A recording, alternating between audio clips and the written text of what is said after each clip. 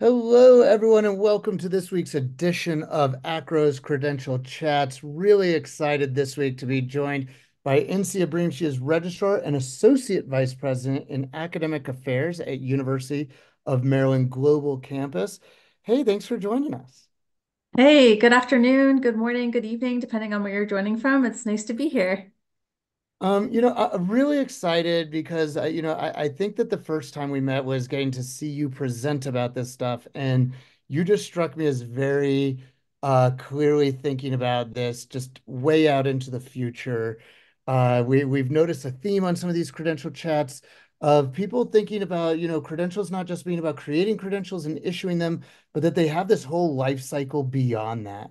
And so I've been excited for a really long time to get to interview you just about that. And I know you were sharing with me last week before we hopped on here that you recently have been kind of having some of these conversations internally with other stakeholders at your university about what that looks like. So I was hoping we could kind of jump in and share just where your mind is and what you hope people can take away of thinking about that life cycle of credentials. Sure, Noah. I'm happy to talk about this. I will say, I think at my institution, we at University of Maryland Global Campus, we're a very large institution. We have approximately 90,000 students worldwide. We've got divisions in Europe and Asia. And so we're just very global in that perspective. In addition to that, we serve adult students. And so the idea of just having a student population that is very mobile, transient. We have a large military student population. A digital credential just fits very well into that profile. So it allows somebody to kind of take their learning wherever they need it. It allows them to kind of have things at their fingertips prior to getting a degree. And so I think, all of that is just a very, very important aspect to something that digital credentials can provide to those types of learners. I love how you just so clearly anchor it in a why that is very student centered. That this is why are we doing this? Because it's what our learners need.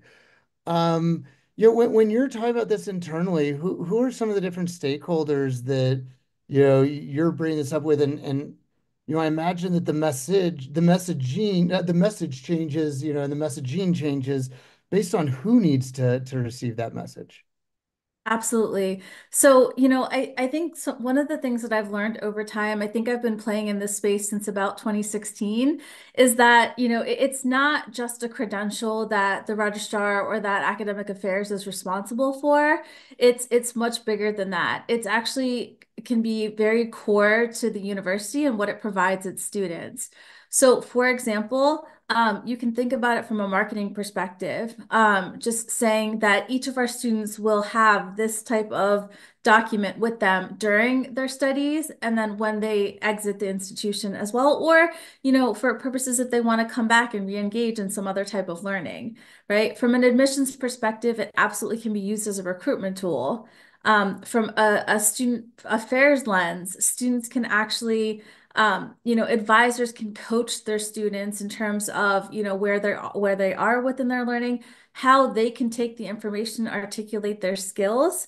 One of my actually most favorite things that I've learned about this is that it really changes the conversation that higher education is having with students, right? Instead of asking them, what major do you want to pursue? It's really more about asking them of what goals do you want to obtain and how can we be there for you to obtain those goals, right? And where digital credentialing comes in is that, it's if somebody already has a job and they're studying with you and they finish two courses, there's a lot of knowledge, skills, abilities, and dispositions that come out of those courses. And a digital credential allows them to articulate that learning directly to the employer so they could potentially be eligible for a promotional opportunity before they even actually graduate, right? And I think that's the power of it. It's starting to talk about education and learning in a very different way. And that's one of the things I love the most. One day it just dawned on me that like we need to be having different conversations with students who are interested in studying, and we need to understand why they're looking to your institution or why they're looking for further learning. You are just so awesome. I love it. I want to dig in just deeper. You mentioned advising. Let's start there because, you don't have to go far to find a study that talks about just how vital advising is and effective advising to student success and them, realizing successful outcomes. And so, for somebody who says, that's interesting, advising, like, what's the conversation like to help, your colleagues on that side of the house realize where maybe there can be opportunities for collaboration? Well, I think we've all been in the situation where a student's degree audit, sometimes could be difficult to interpret, to read, for an advisor and for a student alike, right? I think that, a digital credential kind of transforms that type of a record and puts it into words that are meaningful to a student, to an advisor, to the industry, and better helps them guide the student to say, oh, okay, these are the outcomes, right? It shifts the focus from just, this is a course description and really focuses on the outcomes. These are the outcomes that you'll receive when you take this type of class, right? And to a student, I think that's more meaningful to say, oh, that's the learning that I'm going to walk away with, right? And so it makes for an overall better conversation that helps the student understand, oh, this is why I need to take this course. I think a really good example of that is, for example, we are currently looking at, our overall general education. And what does general education learning mean for a student? Because when they've completed those, they've absolutely done a set of learning that is meaningful, that can translate into skills. And so it's kind of like, how can digital credentialing be inserted there so that it can be, reflected to a student that this is what I've accomplished once I've finished that part of my degree program. So I think, from that perspective, it can be really, really powerful. As somebody who was not able to major in being a micro-credentials program manager, I think this general education very much prepared him for that. I'm definitely agreeing with you there. And I'm almost picturing like for people who maybe are parents and have, kids whose schools or school districts are using a tool like Naviance.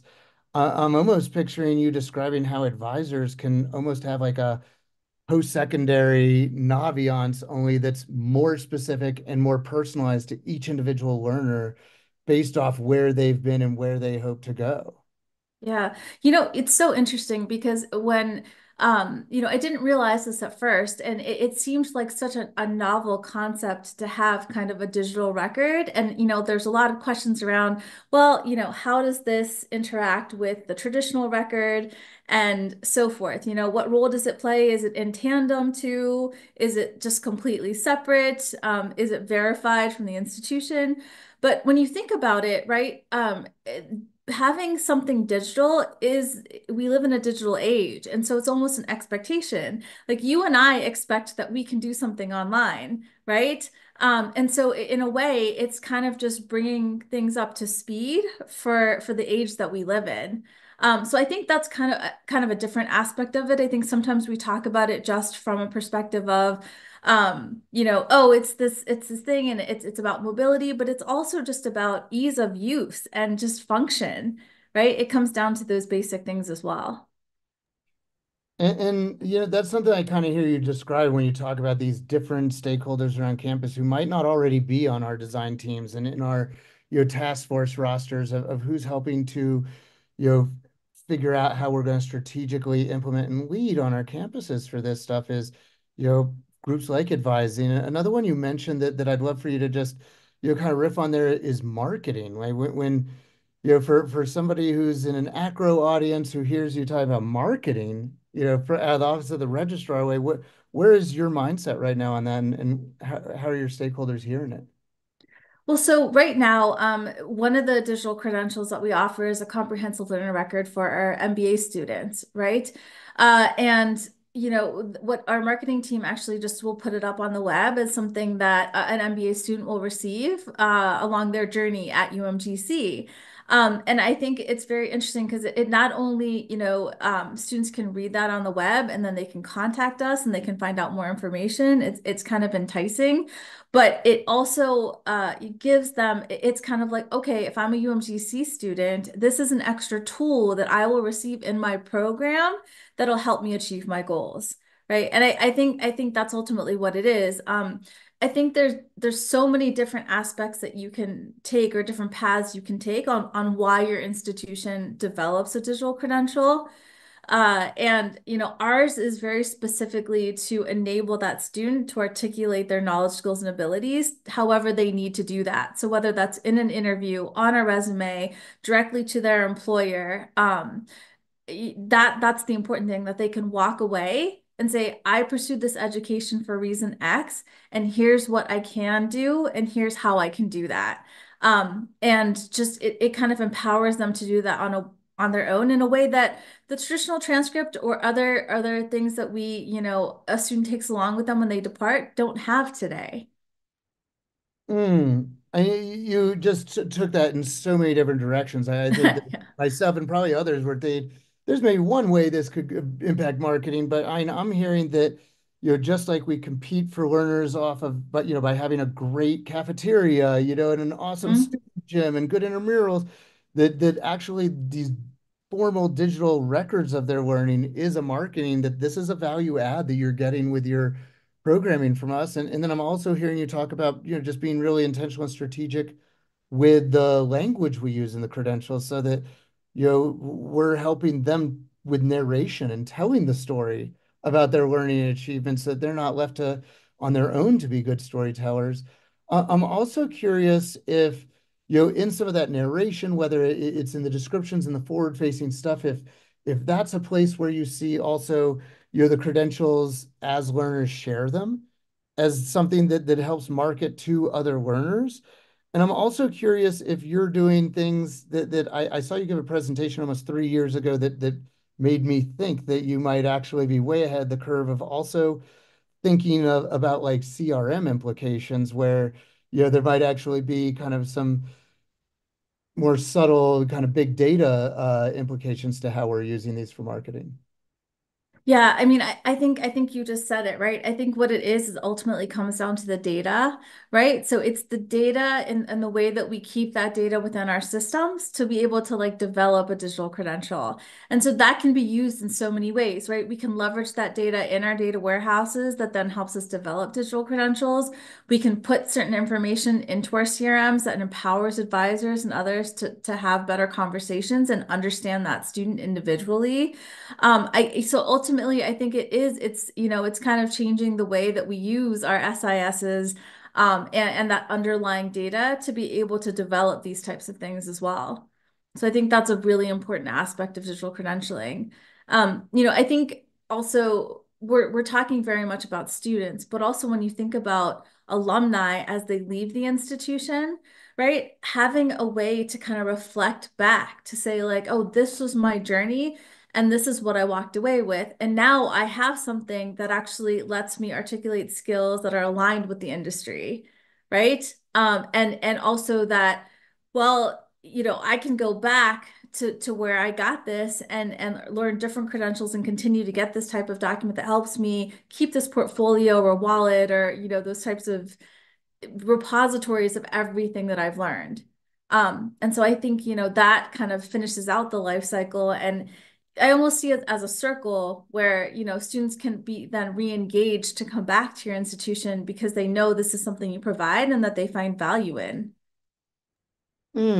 Yeah, and I can just validate that the first colleague I had at our university who brought up CRM strategies was somebody from the alumni office. So could Oh, definitely interesting. validate that piece that you said there. And then, I just one final note that maybe is a great place to end on Insiya is as you're talking about data and you're talking about things that maybe are not normally part of the Office of the Registrar, but as we think about SIS and we think about learning records, that whether we're talking advising, marketing, admissions, I also kind of wonder if you're making a really compelling case for registrar leadership, in these conversations on campus, because it is going to get to a place of talking about data where the Office of the Registrar really needs to be leading those conversations to make sure we do it well. Yeah, I mean, I think that's just really interesting. I think it's dependent on where somebody is in the institution. But I think you start where you start with it, right? And I do think that it's really powerful the registrar to be involved, because it is data, it is technology, it's things that a registrar has always been involved with. It's just, again, it's now just putting it into that digital age and moving it forward in that manner, right? And also, from my perspective and my role, I support student affairs, advising, admissions, and academic affairs. And so it's kind of a central hub where you really can then take out the spokes that go out to all these different places and say, this is how it's valuable to your area, and this is how it's part of the university as a whole. And you said you're picturing a circle. I'm picturing a heart because I just Mm. am just totally enamored with everything you share with us. Insiya Bream, University of Maryland Global Campus. Thank you so much for joining us on this week's Credential Chats. You're welcome. Thank you for having me. Have a badge-worthy week, everybody.